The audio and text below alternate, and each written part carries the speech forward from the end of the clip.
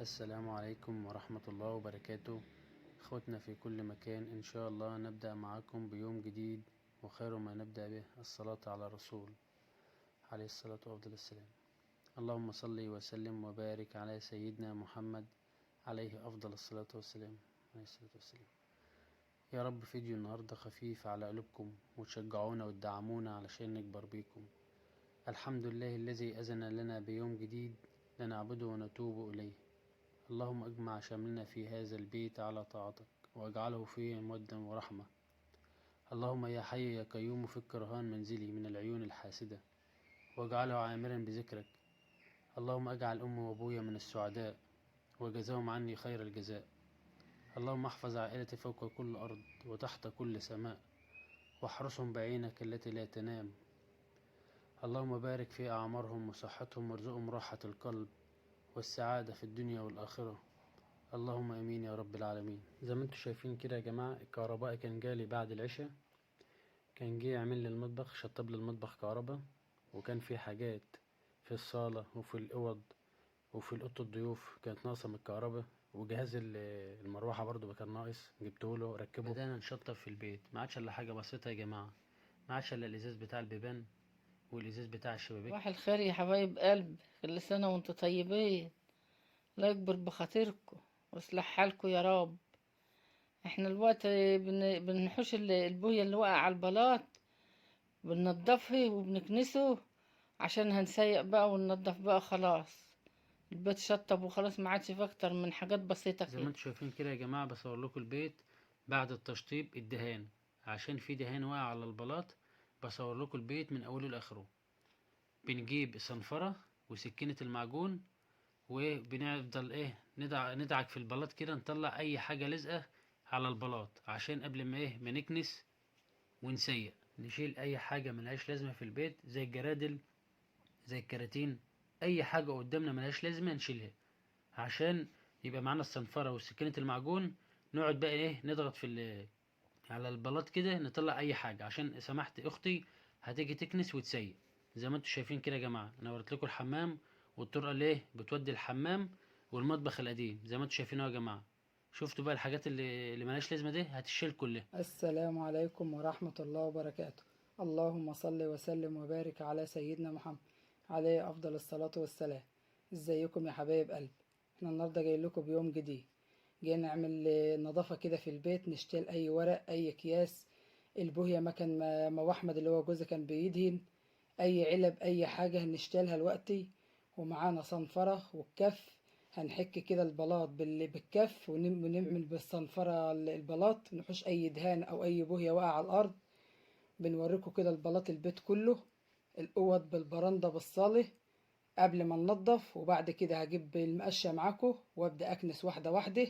بس أبو مالك بقى نصور لكم البيت الأول، وهيخد الشبابيك عشان كانت ناقصها سلك، هيركب السلك دي عند النجار، وهيجي بقى ايه يركبه. فكان بصور لكم ايه البيت زي ما انتم شايفين كده يا حبايبي. دي كده في الصاله الوقت، هنطلع نروح المنظره برضو يوريكم الحاجات اللي هي دي اللي الكراتين والحاجات اللي في الصاله اهي. نروح معاكم بقى يا حبايبي اوضه الضيوف. هنمسك برضو الصنفره، ابو مالك احنا عذبناه معاني، مسك الصنفره والكف، وظبط البوهيه اللي في الارضيه البلاط. احنا ملناش غيره يعني يعمل لنا، نعمل ايه يعني. وبعدين انتوا ما ينفعوش اصلا، يعني بالذات البنات او الستات ما ينفعش يوطوا ويعملوا اللي احنا بنعمله. دي شغل الرجاله بقى. ايوه دي شغلنا، طلع عينينا احنا بس. فاحنا طالعين الوقت يا حبايبي على البرندة اهو، بلكونه بسم الله ما شاء الله، الهوا فيها يصل النفر اللي ينام فيه، حاجة جميلة وحاجة تفرح بقى. ربنا يبارك لنا فيهم يا رب، وخلونا ابويا واخويا بحق جه النبي وامي. يا رب. ايه رأيكم يا حبايبي؟ بلاط بسم الله ما شاء الله، وساعة ما يتكنس هيبقى احلى، واما يساق يبقى احلى كمان. ايه رأيكم في البلاط والدهان بتاع ابو احمد؟ ابو احمد اللي منور الدنيا، ابو احمد بس. وابو مالك وابو احمد الكبير اللي هو ابوه. ربنا يخليهم يا رب. يا ربنا رب يخليهم يا رب. وبارك فيهم يا رب، وتملوا البيت دي بركة بحق جه النبي. اللهم امين اللهم امين. زي ما انتم شايفين كده يا جماعه، انا عملت لكم جوله اهو في البيت كله في البلاط. انا الحمد لله عملت ده كله زي ما انتم شايفين كده.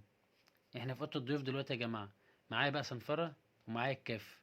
الحاجه اللي بتطلع من الصنفره بطلعها، والحاجه اللي بتطلع من الكاف بطلعها. عشان انتوا ما كنتش هتعرفوا تعملوا اللي انا بعمله.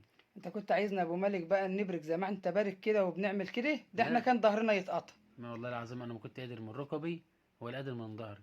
انا معلش. عملت البيت ده كله اقسم بالله لوحدي يا جماعه. بس يلا الحمد لله الحمد لله. ربنا يصلح حالك يا ابني وفديه، واكبر بخاطرك ربنا يا رب، انت والسامعين. زي ما انتوا شايفين كده، والله تعب، والله تعب معانا وما خلى عن جهد وجهد. الله يصلح حاله يا رب وفدهولنا، واكبر بخاطر ربنا. ازيك يا مؤمن؟ ربنا يخليك ويخليلك بناتك، وخليهم وخليلك رجالتهم يا رب، واصلح حالهم واسترها معاك ومع ولاياك يا رب. الله يصلح حالهم وخليهم وخليلهم رجالتهم يا رب، وولادنا وولاد المسلمين يا رب.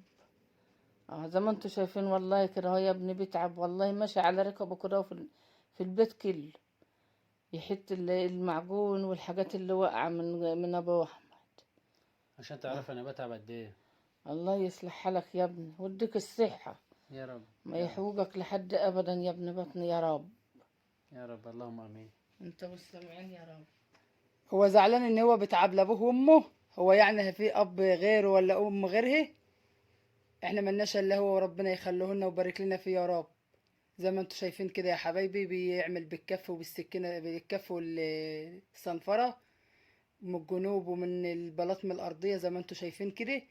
وانا هاجي برضك معاكم اكنس بقى، يكون هو اللي هو بيعمله دي بيريحني بعدين وانا ماسكه المقشه وبكنس. ليه؟ بيكون نظف كفايه البلاط اللي انت قلت كده، كفايه انت قلت ايه. بينظف قدامي. انت بتقولي دلوقتي ايه؟ بيريحني. بيريحني. ايوه خليكم طب ما شاهدين. انا هيجي الوقت معاكم وانا بسيق لما ظهري مقطوم في التسييق البيت ده كله من اول لاخره. ربنا يصلح حالك ويبارك في ولادك يا ام احمد يا رب.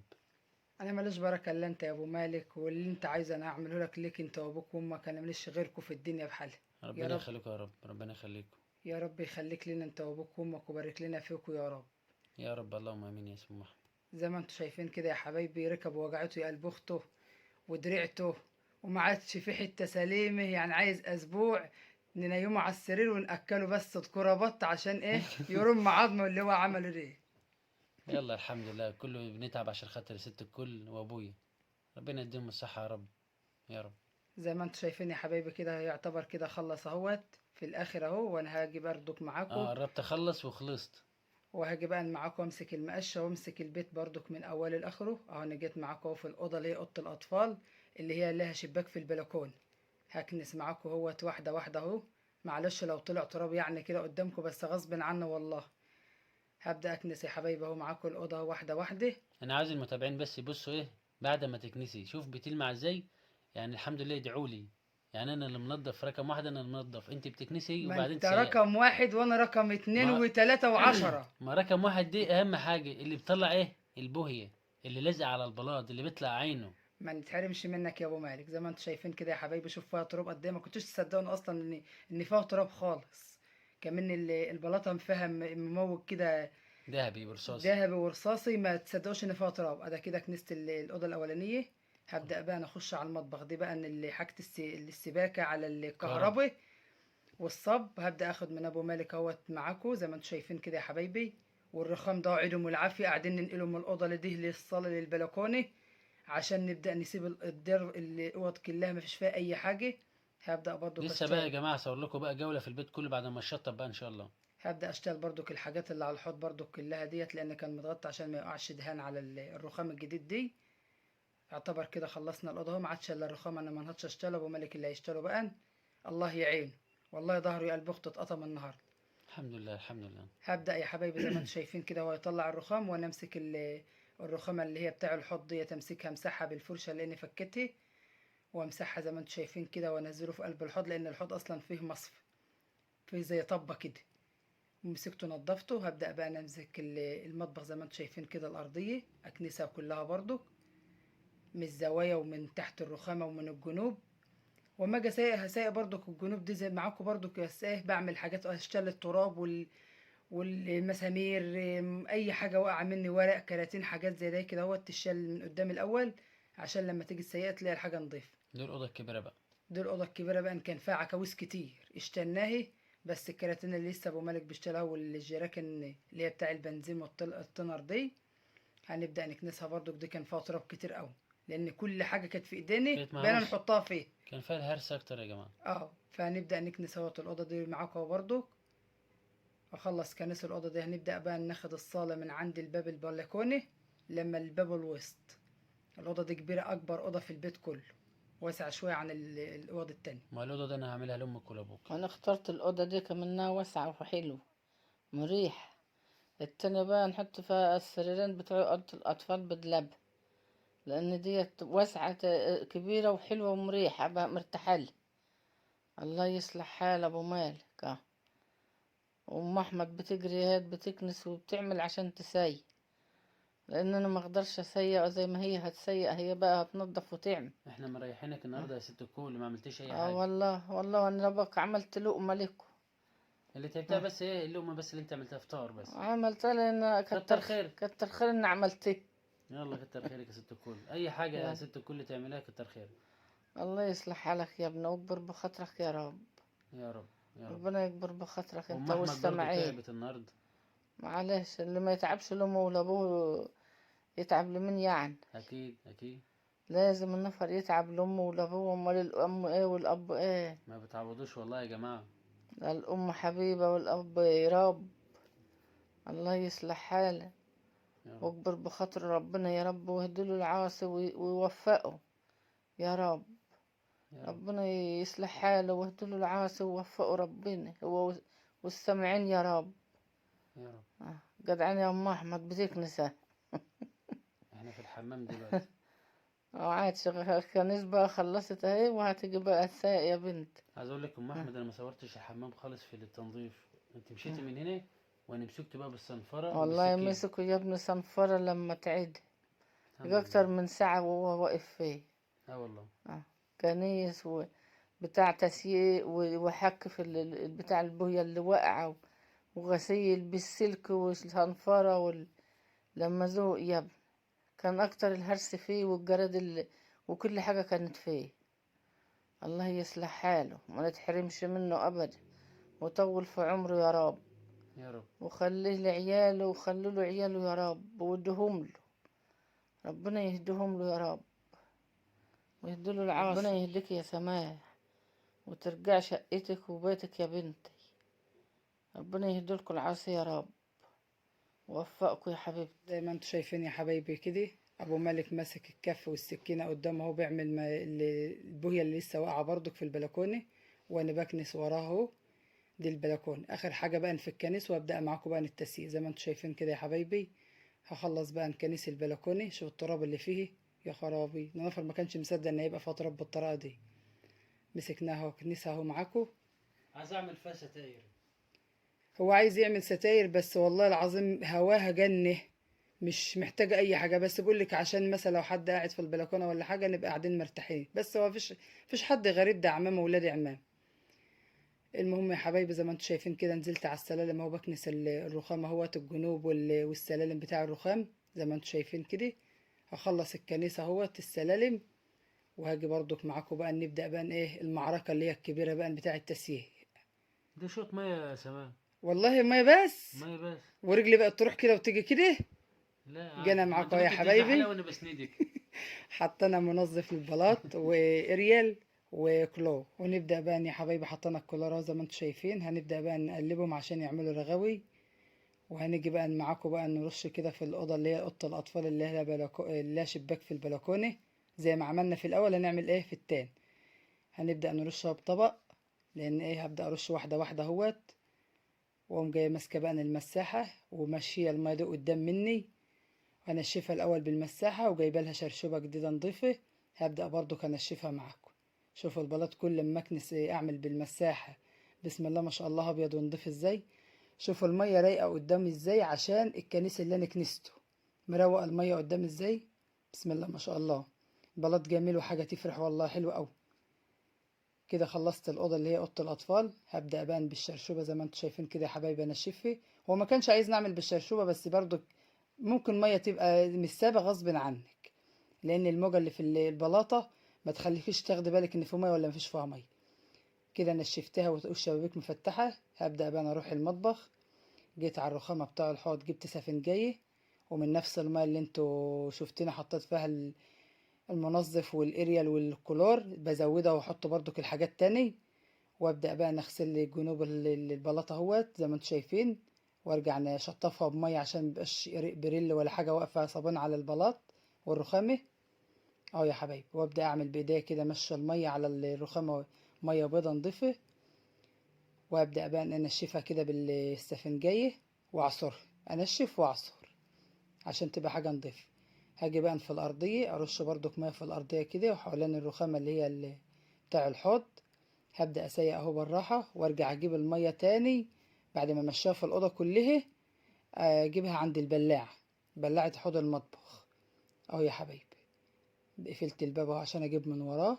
شوفوا الميه رايقه وجميله ونضيفه ازاي بسبب الكنيس عشان انت كان نضيف. جبت الميه عند البلاعه اهو زي ما انتم شايفين، هبدا اشتغل لان الصابون بيعمل رغاوي كتير فالميه بتنزلش بسرعه. برضو خلصته، جبت الشرشوبه برضو ونشفت الميه، وكل تنشيفه برضو هي بتشرب بيبقى فيها ميه، امسكها برضو اعصرها. اهو يا حبيبي زي ما انتم شايفين كده، شوفوا البلاط بيلمع وجميل ازاي، احلو عن الاول كتير كتير، بقى حاجه تفرح والله. تسكنها بهناوي يا ابو مالك انت وابوك وامك يا حبيب اختك. يا رب يا رب يا ام احمد يا رب.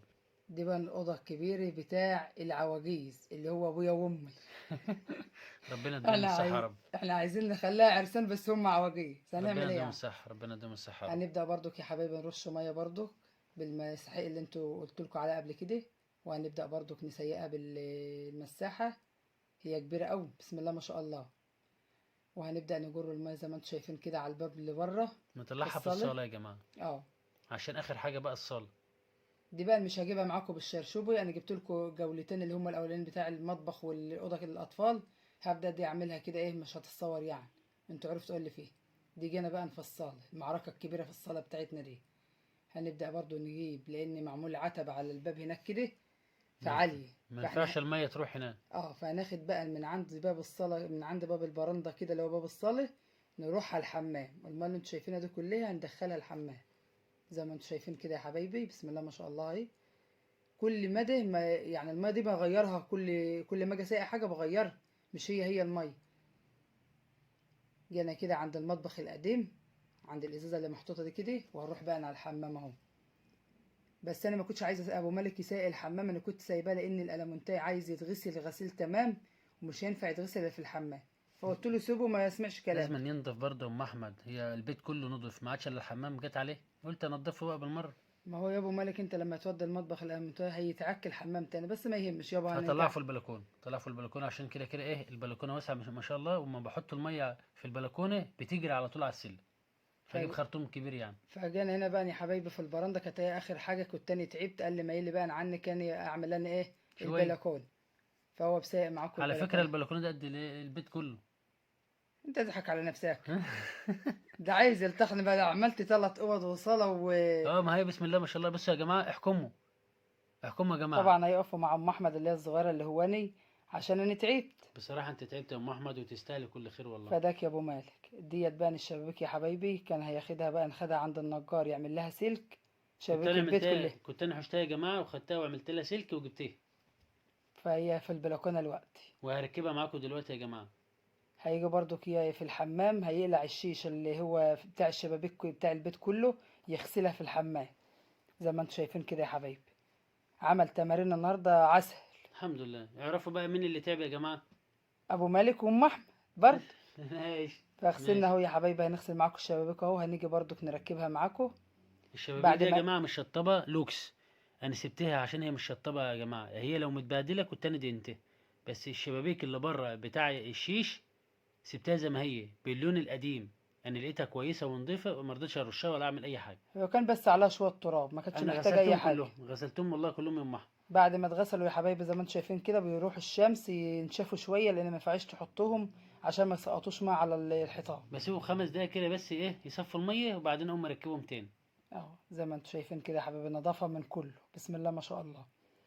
جه معاك اهو ركب الشيش، وهيبدا يركب السلك والازاز عشان الحاجه اللي بنعملها نخلصها مره واحده، يبقى هو كده البيت السيء. ركبت معاكم يا جماعه السلك والشيش والازاز، بس انا بفكر اجيب الراجل بتاع الازاز واركب ازاز عسلي او ازرق، ولا اسيب الازاز الابيض اللي زي ما هو يا جماعه؟